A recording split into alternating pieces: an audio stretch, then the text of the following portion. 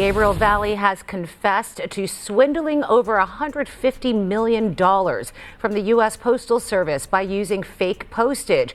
Li Wan Angela Chen from Walnut and her partner Chuanhua Hu ran a shipping business in the City of Industry from November 2019 to May 2023.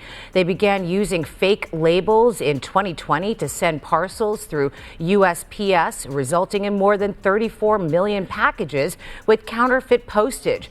As part of her plea, she agreed to forfeit seized funds and properties in multiple cities.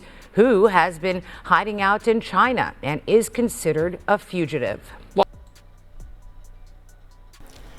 Okay, so y'all just heard that audio clip right there coming from KTLA, and this was actually sent to me by one of my patrons over on Patreon. Shout out to that individual. You know exactly who you are. And they said the model minority is at it again. Yes, they are. Now, what I found to be interesting, before I actually get into even more details of the story as far as like how they actually went with the scheme, because the audio there was only like a 42-second clip, but the article itself gives more detail. When I typed this woman's name, whose name is Li Wan Chen, into the Google search for images to see if I could find like a picture of her or a mugshot, since she is in custody, there was no picture of her. But they did pull up a bunch of images of course, USPS trucks like the one you see on your screen, post offices, people who were mail carriers taking mail to people's, I guess, like spots, probably caught on a ring device, and all other stuff. Nowhere was the images of her, nor were there any images up of her accomplice, whose name is I'm gonna just call him Hu. I'm gonna just call him Hu because I can't pronounce his first name.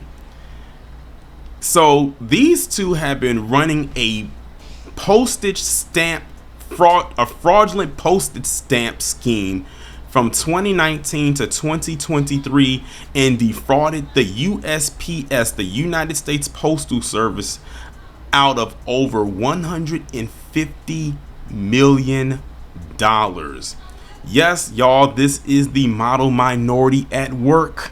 Yet again, the same people who was crying about overturning of affirmative action, even though they were the ones that led the charge all this time, and they're still complaining about it to this day. It's kind of crazy, but it is what it is, committing these type of acts. Now, what I'm going to talk about is how they actually did it. So we know what they did, but the article is going to explain, or a piece of the article is going to explain how they did it. They said in 2019, authorities became aware of the counterfeit operation, and Hu fled the country and moved to China, where he continued making counterfeit postage. To save money, Hu created fake postage stamps to ship packages by printing duplicate and counterfeit net stamps, which are stamps purchased online from third-party vendors and printed onto adhesive paper. So you can pretty much tell these are not the official postage stamps that you would see on your mail, such as a card or anything that requires a stamp. Chen, and this is the woman, remained in the U.S. to oversee the warehouses that she and Hu were using to ship their packages during the scheme. In 2020, the pair began using counterfeit labels to send mail through the United States Postal Service. They said they would receive parcels from vendors and apply fake shipping labels before arranging for items to be transferred to the USPS facilities. From January 2020 to May 2023, Chen and Hu mailed over 34 million packages with counterfeit postage and shipping labels. And that's crazy, they were able to do that many and people couldn't even pick up that they were fake. That's how elaborate their scheme was, that nobody was able to tell that these postages were fake. That's how creative they got with it and how they got away with it for so long and racked up so much money. They said the scheme, of course, as we mentioned, caused more than $150 million in losses to the USPS. They said Chen pleaded guilty to one count of conspiracy to defraud the United States and one count of use of counterfeit postage, and she's been in federal custody since she got arrested last May. So you're talking about a year that she's been locked up. And it says as part of her plea agreement, it says she also agreed to forfeit funds that authorities seized from her bank accounts, insurance policies, and real estate in several cities, including Walnut, Chino Hills, South El Monte, Diamond Bar, and West Covina, all in California. And as the audio played in the beginning, her partner, Hu, is still a fugitive in China. Because remember, he fled. He fled the establishment, went back to China, and that's where he still is right now. And they say he was charged with 1 count of conspiracy to defraud the U.S., 3 counts of passing and possessing counterfeit obligations of the U.S., and 1 count of forging and counterfeiting postage stamps.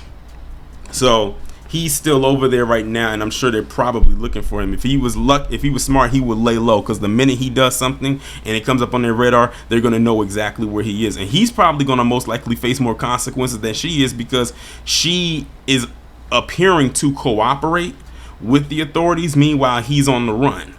So that means when they do catch him, and they will most likely catch him, he's going to do way more time than she is. And they said that her sentencing is scheduled for August the 2nd. And if she is convicted, she could face up to 5 years in federal prison for each count. That wasn't smart for them to do, because I don't know if these two were aware of it or not, but the USPS is tied to the government. So this is indeed a major federal crime. You literally, when you decided to defraud the United States Postal Service, you literally defrauded the government. That's basically what they did. The government owns the post office. I'm not sure if they were aware of that or not. Maybe they were, but didn't care about the risk. All they saw was the money. What did I tell you? In my opinion, this is just my opinion, out of all 7 deadly sins, I truly believe greed is that number 1. Because if you think about it, greed literally links to the other 6. If you really think about it. And greed, of course, got the best of them, and they got caught. Their scheme is done. It's crazy they got away with as much as they did for as long as they did, even though 2019 to 2023 is not a long time. But look at how much damage they did in that short amount of time. So that means when they do the thorough investigation, which I'm sure they've already done or are doing, they're going to figure out, when did they even start planning this? Because it's not like they just woke up one day and decided, oh, we're going to go ahead and do this. No, they had to plan this out. This took months of planning before they decided to go ahead and do it. And then once they had a good thing going, they kept it going, even to the point where the partner had to leave the establishment to kind of get the operation still flowing over there.